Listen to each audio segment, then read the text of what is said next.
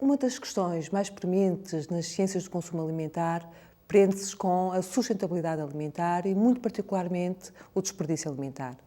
Neste sentido, temos em estúdio, e que muito nos honra, o Dr. Hélder Moteia, representante da FAO em Portugal e da CPLP, que em conjunto vamos dialogar sobre estas questões que hoje em dia de facto transversam quer as sociedades ocidentais, quer os países em transição.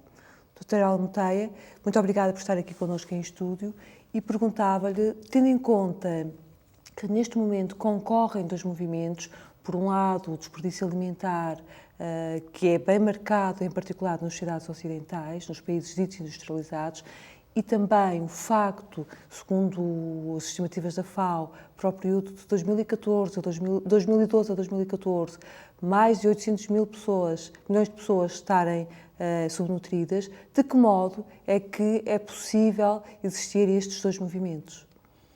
É verdade, estes dois temas são atuais e preocupam a humanidade e particularmente a organização que eu represento, que é a FAO, no sentido em que os sistemas alimentares em vigor, mais modernos, têm algumas particularidades.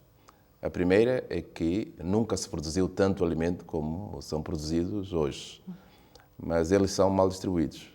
Portanto, temos cerca de 805 milhões de pessoas que passam fome no mundo e cerca de 2 mil bilhões que têm problemas nutricionais a nível de micronutrientes. E temos cerca de 2,5 milhões de crianças que morrem anualmente de fome. E temos também, nesses sistemas alimentares modernos, uma grande agressão à base de recursos que sustenta a vida no planeta. A água, os solos, o próprio ar, as florestas, a fauna bravia são agredidos. Nunca houve tanta agressão à base de recursos. E terceiro, há um grande nível de desperdício. E o desperdício traz várias consequências. Consequências económicas, consequências sociais, consequências também ambientais. E é por isso que os temas são atuais, estão interligados e fazem parte desta grande preocupação, grande desafio de termos um mundo cada vez mais sustentável, um mundo em que a utilização dos recursos é mais racional e que também as nossas práticas, a forma como fazemos as coisas, a forma como utilizamos os recursos, não nos conduzam a uma catástrofe anunciada. Portanto, os temas são extremamente importantes. Muito bem.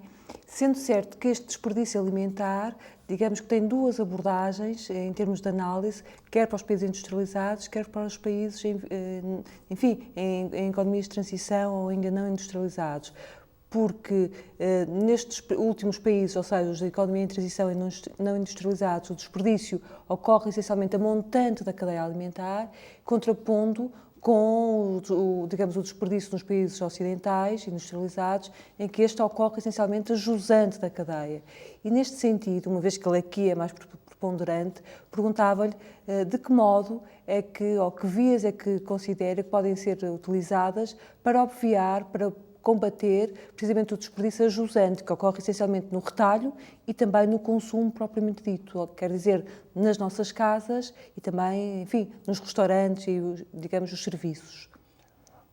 O desperdício ocorre ao longo de toda a cadeia de valor dos alimentos, portanto, desde a produção, passando pelo transporte, armazenagem, processamento e chegando àquilo que referiu ao consumo, que é a parte final da cadeia. Nos países mais desenvolvidos é aí que incide mais o desperdício. Nos países mais pobres, em desenvolvimento, incide mais no início, por falta de infraestruturas, tecnologias de colheita, de armazenagem e conservação. A nível, tanto dos países mais desenvolvidos, onde a incidência ocorre no final da cadeia, a principal medida é despertar consciências das pessoas, porque as pessoas representam diferentes atores, tanto no panorama dos sistemas alimentares, uns são políticos, outros são empresários, outros são simples consumidores, processadores ou produtores primários, portanto, temos vários atores. Se tivermos uma nova mentalidade, é possível, sim, nós adquirirmos uma atitude diferente perante os alimentos. Como sabemos, têm todos estes impactos negativos, sociais, económicos e ambientais.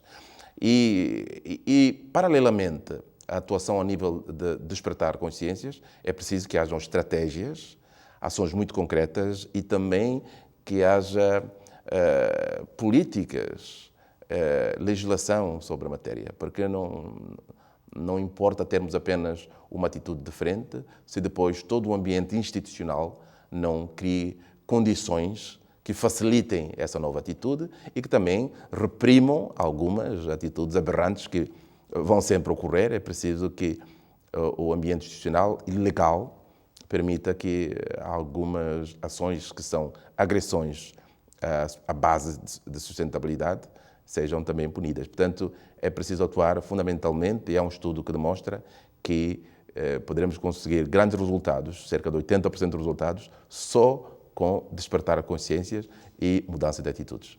E nesse contexto, doutor, nessa continuidade, que ações é que a FAO tem desenvolvido, tem despertado, de modo a que esta situação seja revertida? Ou seja, que tenhamos menos desperdício alimentar, seja pela consciencialização, seja por outras vias?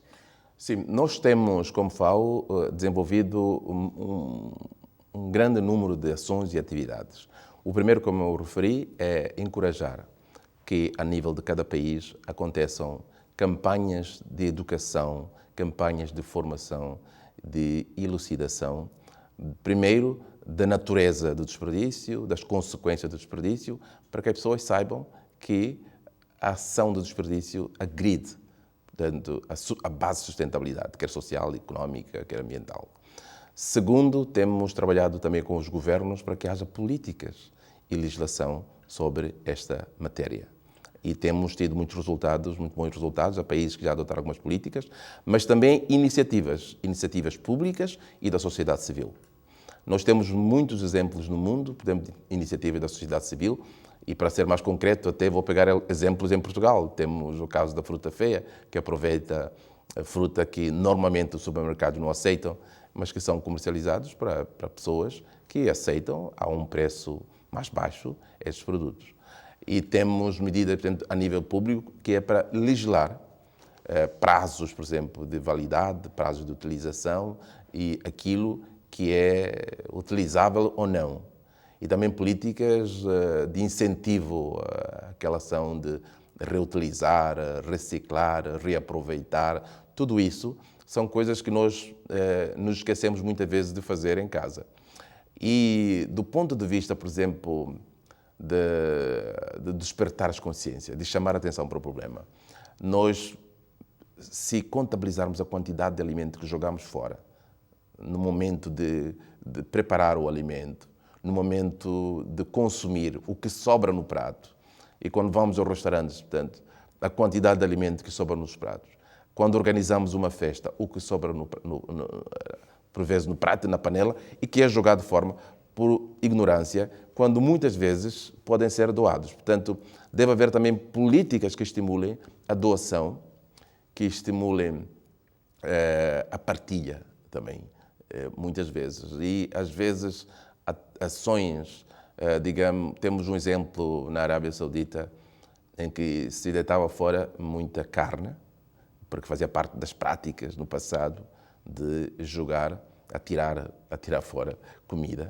Mas há um movimento, portanto, da sociedade civil e do governo, uma parceria muito alargada, que faz com que essa carne seja reaproveitada e distribuída às camadas mais pobres. Porque quando nós falamos do desperdício, há o problema da pobreza, portanto, o desperdício gera pobreza e também tira dignidade. Portanto, numa sociedade em que alguns têm a mais e outros não têm e morrem de fome, há qualquer coisa que se perde como humanidade. Portanto, há o património da dignidade que não é respeitado e tem a ver com aquela questão da fome. 805 milhões que passam fome. Portanto, estas são de uma forma geral, mas há medidas muito mais concretas em função de cada grupo e em função de cada etapa. Muito obrigada. Foram, de facto, muito esclarecedoras as suas respostas e certamente são uma força motriz para avançarmos nesta luta, nesta conquista da sustentabilidade alimentar. Muito obrigada.